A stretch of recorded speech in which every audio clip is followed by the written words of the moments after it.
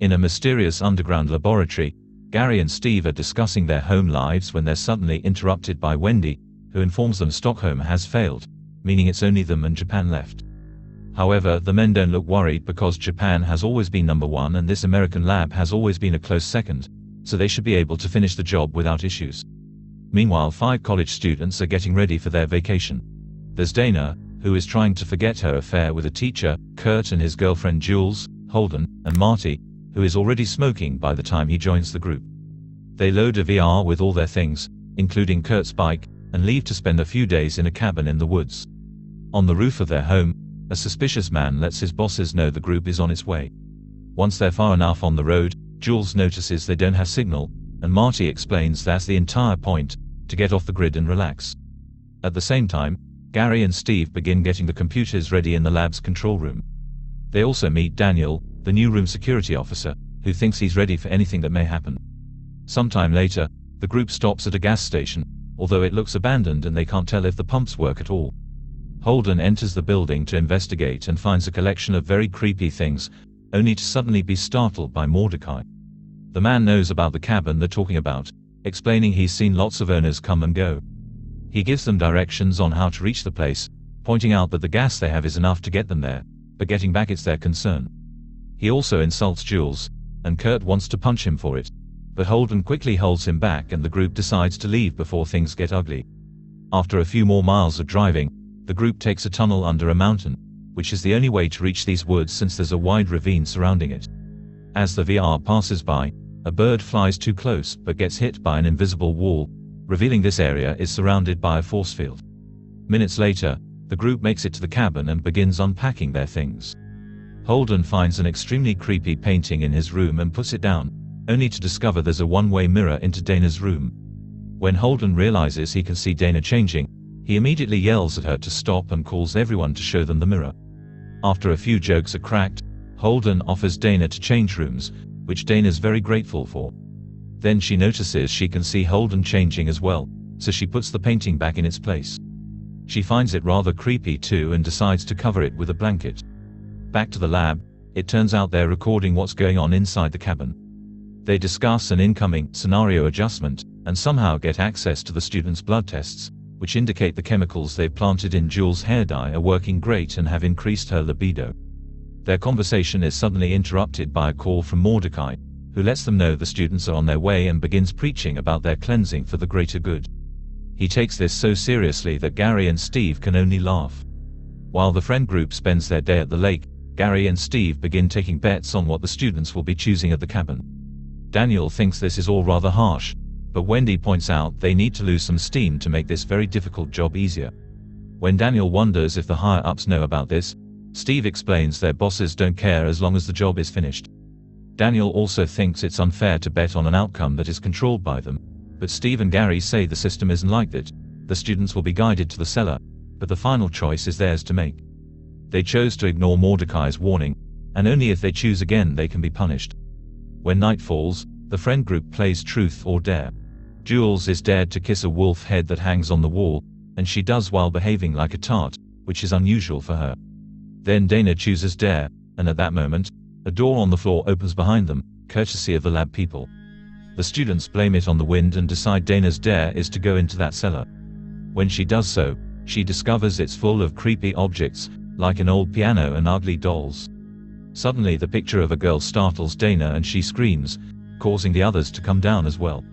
Marty turns on a lamp and they discover even more creepy stuff, which makes Marty think they shouldn't stay down here, especially when he hears a voice whispering to him.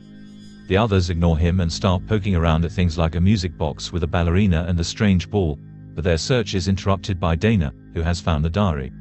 She reads passages explaining that the first family that owned this house was tortured by the father, and the daughter found a book with some prayers that would bring the Holy Spirits to them. There are a few lines in Latin on the page, and Marty asks Dana not to read them, but Dana does it anyway. This causes the corpses of the family to come back from death, and people at the lab celebrate that the employees from maintenance won the bet. It turns out the bet was based on what monster would attack the students depending on what item they played with. Daniel still can't believe gods and magic are real, and Steve is disappointed they won't get to see a merman since it never gets chosen. Then he and Gary check on the screens that show the same job is being done all over the world. Every other country has failed except Japan. In a Japanese school, young girls are dealing with a creepy ghost. Afterward, the friend group goes upstairs and Kurt and Jules continue to behave strangely.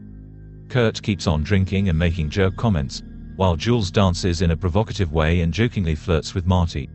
Since the other three aren't in the mood anymore, Kurt and Jules leave to have privacy in the forest.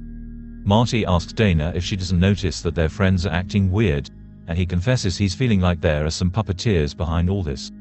Dana tells him it's just the side effects of what he's smoking, so Marty decides to go to his bedroom and rest. Now they're alone, Dana joins Holden on the couch and they end up kissing. Meanwhile, Kurt is trying to convince Jules to get frisky in the forest, but Jules doesn't want to undress because it's chilly. People at the lab are disappointed because they want to see some action, so they release pheromones to change Jules' mind. As the couple begins getting in the mood, the technicians also turn on a special light to create a romantic spot on the grass. Kurt and Jules lie down and start getting busy, causing Jules to show her chest to the cameras. Daniel wonders if this is going too far, but Steve explains they have to keep the customer satisfied. Suddenly, a zombie shows up and stabs Jules' hand. She runs back and Kurt jumps in to defend her, but the zombie stabs him in the shoulder. Kurt pushes him away and removes the blade from his shoulder, only to see a second zombie arrive.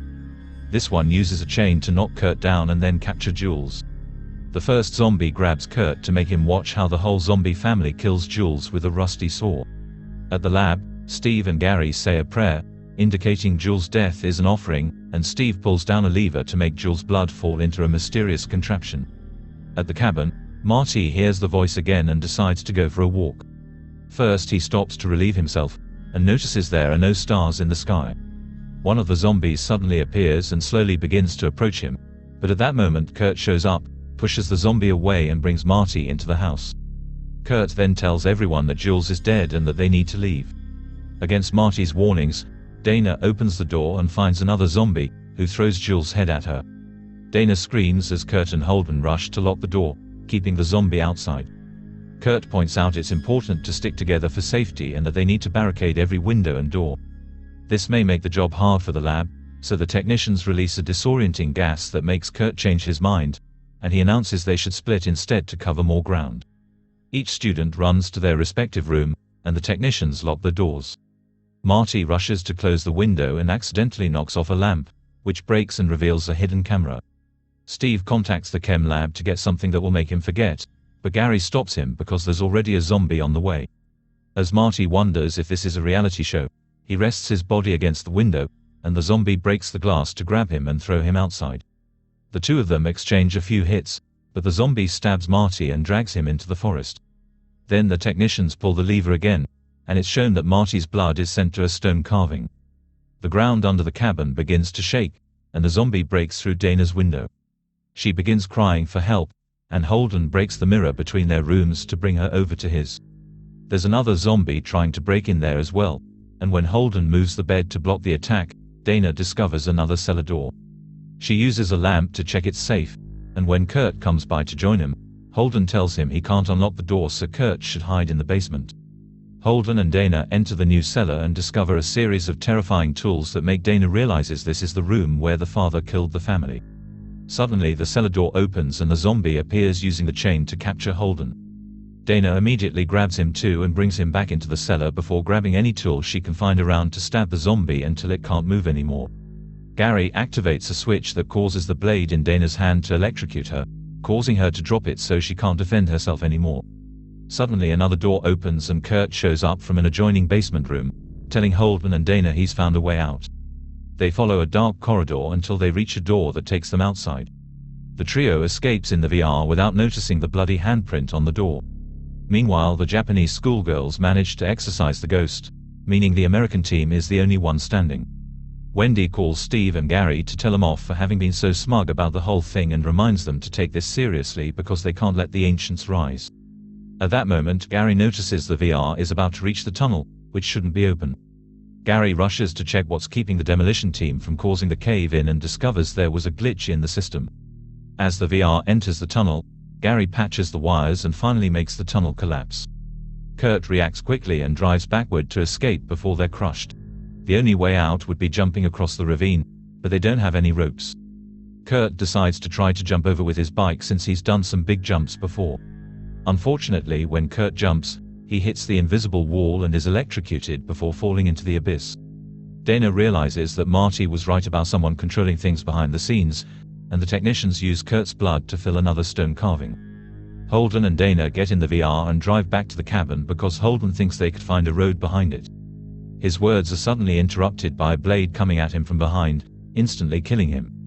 Dana screams when she sees there's a zombie in the VR, which is now going off the road and falling into the lake. The zombie tries to grab Dana, but she just swims away while the technicians at the lab celebrate with a drink. Daniel doesn't understand why they're happy considering Dana is alive, but Steve explains the sacrifice of the untouched is optional as long as it's done last and she gets to suffer first. While Dana reaches the pier and is attacked by a zombie, the lab employees throw a party. The demolition team stays defensive and says the glitch was caused by a power reroute from upstairs, which Gary thinks doesn't make sense. Then the phone connected to the people upstairs begins ringing, and Steve picks up the call to learn that one of the sacrifices is still alive, so the ritual hasn't been completed. The zombie on the pier is about to kill Dana when suddenly Marty shows up to help her. The two of them hit the zombie to make it fall into the lake, then they run away, aware that the zombies are still following them. Marty makes Dana enter one of the graves, where the zombie that took Marty is on the floor in pieces after Marty took care of it with a trowel. The place doesn't look like a grave, it's more like a metal box with an electrical panel. Marty activates it and opens a door on the floor that takes them into a box-like elevator. The duo enters it and the elevator begins moving around in all kinds of directions. When it stops for a few seconds, a werewolf crashes against the wall, trying to get at them. Then the elevator moves again, and each time it stops, Marty and Dana meet a new monster. Dana begins matching the monsters with the objects they had seen in the cellar and realizes the puppeteers may choose what would kill them. There are hundreds of monsters down here waiting for their turn to be released for the show. While Dana has a breakdown, the technicians panic as they discuss how to proceed. Wendy discovers that the team missed one of Marty's stashes, so he's been smoking without the technicians' chemicals and became immune to the stuff. When the elevator finally stops, the doors open to reveal a guard that wants to take Dana. However, the zombie arm on the floor moves and grabs the guy, giving Marty and Dana the chance to push him against the wall and knock him out. Then they take the zombie's knife and the guard's gun before going down a corridor, where a female voice begins explaining they're part of something bigger and their job is to placate the Ancient Ones. At that moment more guards show up, so Dana and Marty run to hide inside a small control room. Dana notices the panel and presses the button, causing all the monsters to escape their cages. Now chaos takes over the building as the monsters kill anyone they find in their path, from guards to scientists. The power goes out in the main control room and something tries to break down the door while Marty and Dana are suddenly startled by a dragon bat. They run away, dodging or shooting at the monsters that try to catch them, and enter a hole in the wall that takes them into a hidden tunnel. In the control room, Gary and Wendy are trying to get the door to their emergency tunnel open. Daniel is killed by the scarecrows, but before dying he activates a grenade that knocks Steve down. On the floor he's disappointed to see that the merman is actually incredibly ugly before the monster kills him. As giant tentacles break through the ceiling and grab Wendy, Gary finally manages to open the emergency door and he runs down the hidden tunnel, where he accidentally bumps against Dana and her knife. Before dying, Gary asks Dana to kill Marty. Afterward Marty gives Dana the gun and the duo goes down the tunnel to find a chamber with 5 huge stone carvings, of which 4 are filled with blood. Dana realizes each carving represents a member of the friend group and this is all a sacrifice ritual. Marty wonders why they just don't kill them fast and directly, and Dana points out they probably want to see them punished. Suddenly the female voice from before confirms they were punished for being young and the director shows up, explaining that this ritual was created to appease the Ancient Ones. They're giant evil gods that sleep under the lab and they'll awaken to destroy Earth if the ritual isn't completed. There are only 8 minutes before the sun comes up, so Marty must die for others to survive. Marty doesn't want the world to live at the expense of his friends' deaths, but Dana understands the greater good and points the gun at Marty as she apologizes. At that moment a werewolf appears behind Dana, and instead of warning her, Marty apologizes too. The werewolf attacks Dana, causing her to drop the gun. The director and Marty try to grab it at the same time and Marty wins by pushing the director away. Then he shoots at the werewolf, causing it to run away. The director comes after Marty and starts a fight while a zombie with an axe appears in the room. Dana sees it and warns Marty, so when the zombie raises the axe, Marty uses the director as a shield and she gets killed instead. Marty kicks them both off the edge of the platform, and since the director and the zombie aren't part of the ritual, the ground shakes for a few seconds, announcing the incoming awakening of the Ancient Ones. While waiting for the end, Marty and Dana apologize to each other while sharing one last smoke. Suddenly a giant arm bursts through the ground, destroying the lab and the cabin, and the rest of Earth is next. Make sure to subscribe and turn on notifications so you can watch more videos like this. Thanks for watching.